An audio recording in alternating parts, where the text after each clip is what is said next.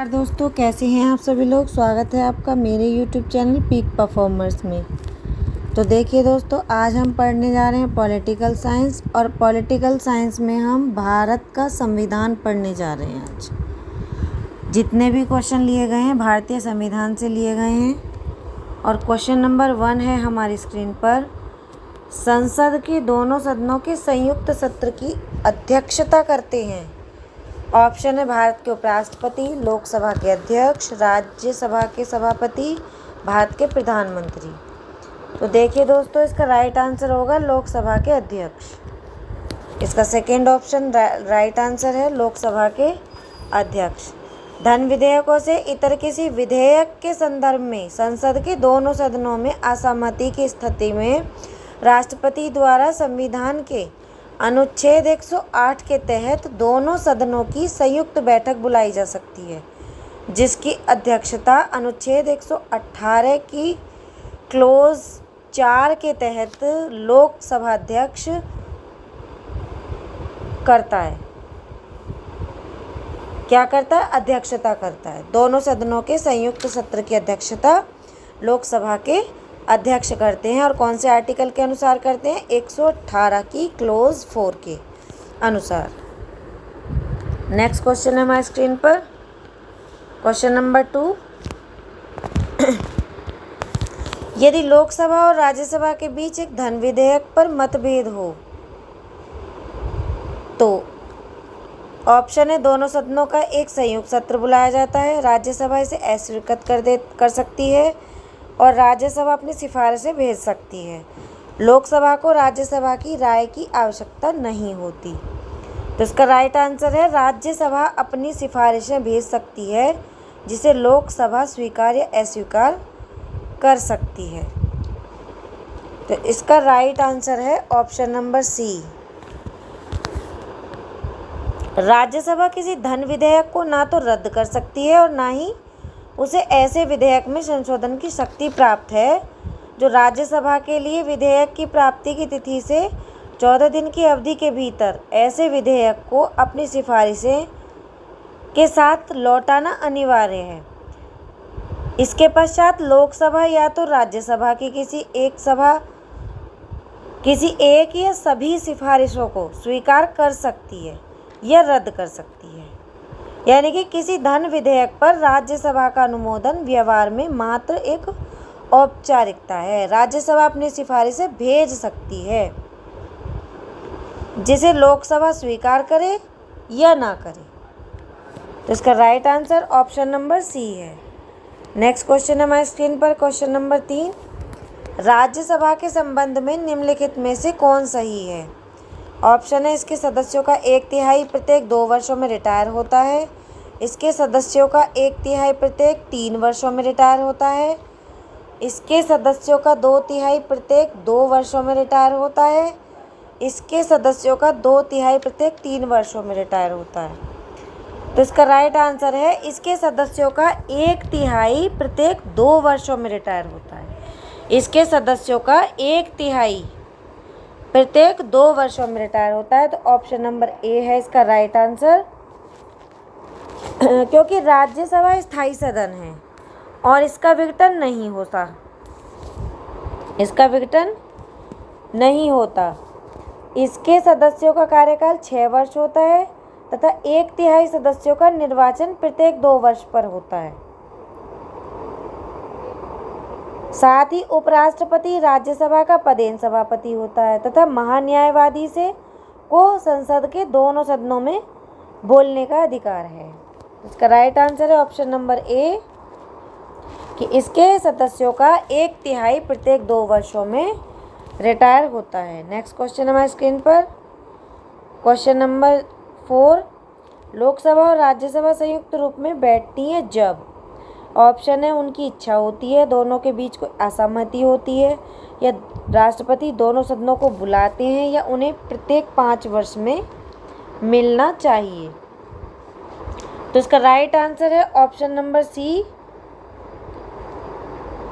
कि राष्ट्रपति दोनों सदनों को बुलाते हैं। धन विधेयकों से इतर किसी विधेयक के संदर्भ में संसद के दोनों सदनों में असहमति की स्थिति में राष्ट्रपति द्वारा संविधान के अनुच्छेद 108 के तहत दोनों सदनों की संयुक्त बैठक बुलाई जा सकती है, जिसकी अध्यक्षता अनुच्छेद 118 की क्लोज 4 के तहत लोकसभा स्पीकर करता है। ये मैं आपको पहले भी बता चुकी हूँ क्वेश्चन नंबर 1 में कि इनकी अध्यक्षता दोनों सदनों की संयुक्त बैठक जो बुलाई जाती है, इसकी अध्यक्षता लोकसभा स्पीकर करता है और आर्टिकल 118 की क्लोज 4 के तहत करता है। तो नेक्स्ट क्वेश्चन है हमारी स्क्रीन पर क्वेश्चन नंबर 5। निम्नलिखित में से कौन अनुच्छेद कहता है कि राज्यसभा विघटित नहीं की जा सकती? ऑप्शन है अनुच्छेद 83, अनुच्छेद 84, अनुच्छेद 90, अनुच्छेद 91। तो इसका राइट आंसर है अनुच्छेद 83। अनुच्छेद 83 की क्लोज 1 के अनुसार राज्यसभा का विघटन नहीं होता, यानी कि यह एक स्थायी सदन है। इसके 1/3 सदस्य प्रत्येक 2 वर्ष की समाप्ति पर निवृत्त हो जाते हैं और राज्यसभा के सदस्यों का कार्यकाल 6 वर्ष होता है। तो ऑप्शन है इसका ऑप्शन नंबर ए, अनुच्छेद 83। नेक्स्ट क्वेश्चन है हमारे स्क्रीन पर क्वेश्चन नंबर 6। राज्यसभा का उपाध्यक्ष है, ऑप्शन उपराष्ट्रपति द्वारा मनोनीत किया जाता है, राष्ट्रपति द्वारा मनोनीत किया जाता है, राज्यसभा के सदस्यों द्वारा अपने सदस्यों के बीच में चुना जाता है, प्रधानमंत्री द्वारा मनोनीत किया जाता है। तो इसका option number C right answer है, राज्यसभा के सदस्यों द्वारा अपने सदस्यों के बीच में चुना जाता है।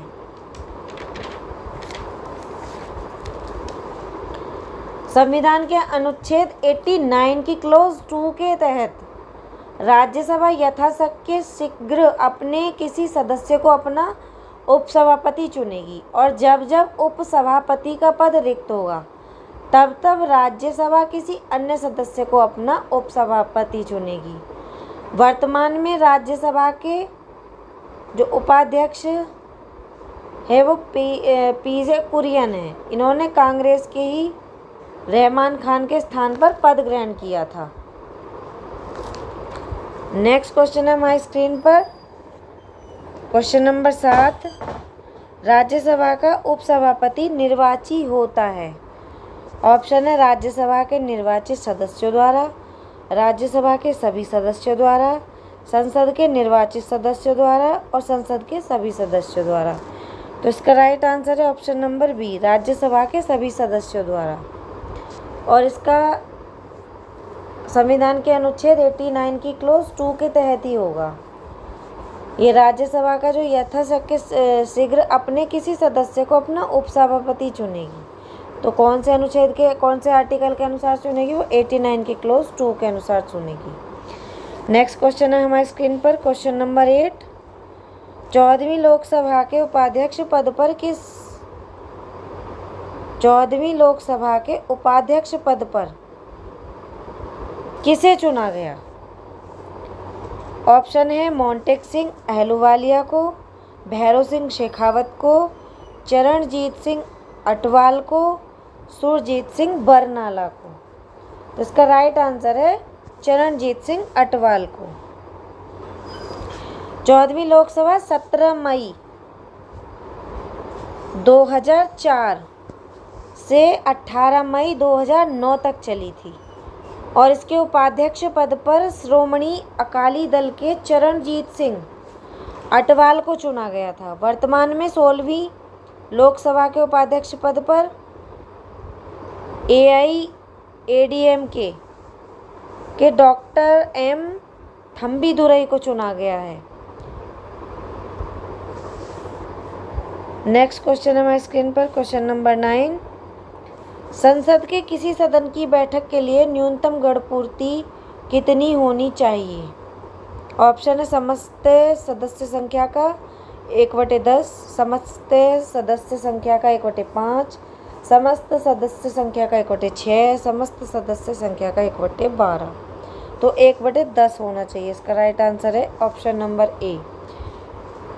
अनुच्छेद 100 की क्लोज 3 के अनुसार जब तक संसद विधि द्वारा अन्यथा उपबंध न करे तब तक संसद के प्रत्येक सदन का अधिवेशन गठित करने के लिए गणपूर्ति सदन के सदस्यों की कुल संख्या का 10वां भाग होगी।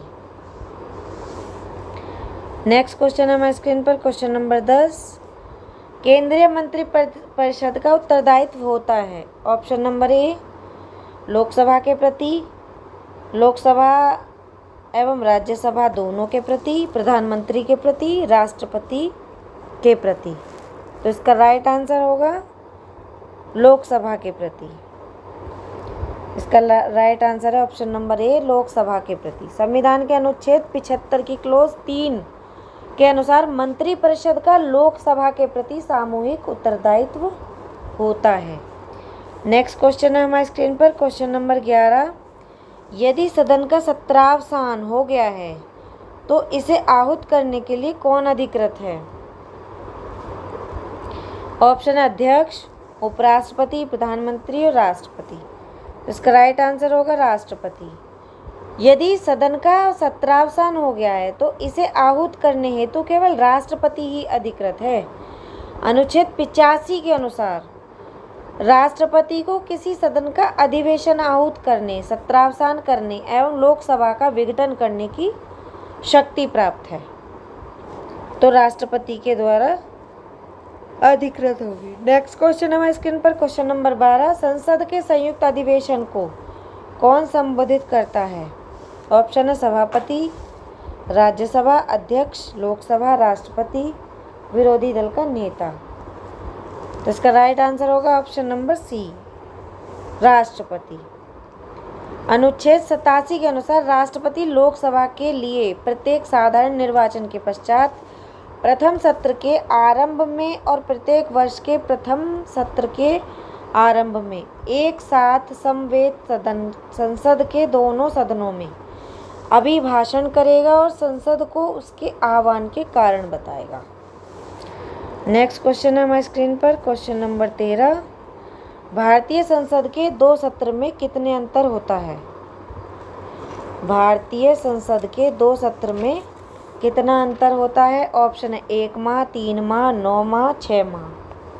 तो इसका राइट आंसर है 6 माह।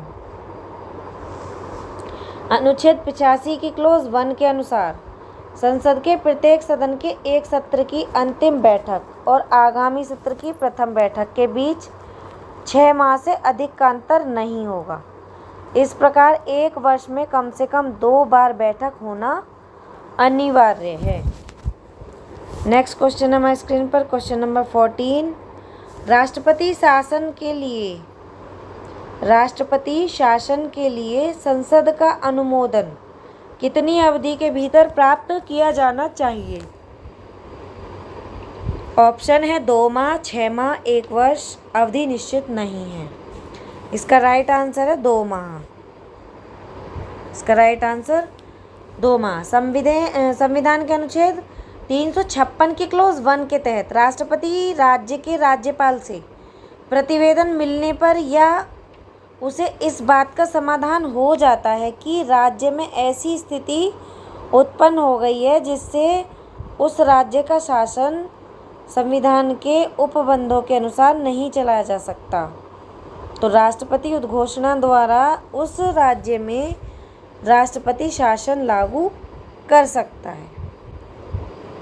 अनुच्छेद 356 की क्लोज 3 के अनुसार इस उद्घोषणा को संसद के प्रत्येक सदन के समक्ष रखी जाएगी और वह 2 मास की समाप्ति पर प्रवर्तन में नहीं रहेगी यदि उस अवधि की समाप्ति से पहले संसद के दोनों सदनों के संकल्पों द्वारा उसका अनुमोदन नहीं कर दिया गया हो तो। नेक्स्ट क्वेश्चन हमारी स्क्रीन पर, क्वेश्चन नंबर 15। लोकसभा में दिए गए सभी भाषण और अभियुक्तियाँ किसे संबोधित की जाती हैं? ऑप्शन है भारत के राष्ट्रपति, प्रधानमंत्री, अध्यक्ष या संबंधित मंत्री। तो इसका राइट आंसर होगा अध्यक्ष। संविधान के अनुच्छेद 93 में उपबंधित है कि लोकसभा यथाशीघ्र अपने 2 सदस्यों को अपना अध्यक्ष एवं उपाध्यक्ष चुनेगी। और जब अध्यक्ष या उपाध्यक्ष का पद रिक्त होगा तब लोकसभा किसी अन्य सदस्य को अध्यक्ष या उपाध्यक्ष चुनेगी। सदन के कार्य का संचालन शांत एवं व्यवस्थित ढंग से सुनिश्चित करने के लिए अध्यक्ष को बहुत शक्तियां प्राप्त हैं और लोकसभा में दिए गए सभी भाषण और अभियुक्तियां अध्यक्ष को संबोधित की जाती हैं। तो आज की वीडियो हमारी यहीं समाप्त होती है। आशा है कि वीडियो सभी को पसंद आई होगी, तो प्लीज़ चैनल को सब्सक्राइब और वीडियो को लाइक शेयर कर दीजिएगा। धन्यवाद।